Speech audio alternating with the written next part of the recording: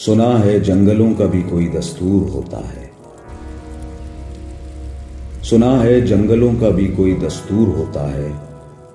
सुना है शेर का जब पेट भर जाए तो वो हमला नहीं करता। दरख्तों की घनी छांव में जाकर लेट जाता है।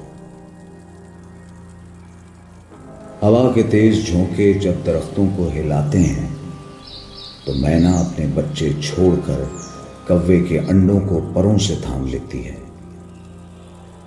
सुना है घोंसले से कोई बच्चा गिर पड़े तो सारा जंगल जाग जाता है। सुना है जब किसी नदी के पानी में बय के घोंसले का गंदमी रंग बरसता है तो नदी की रुपैली मछलियां उसको पड़ोसन मान लेती हैं।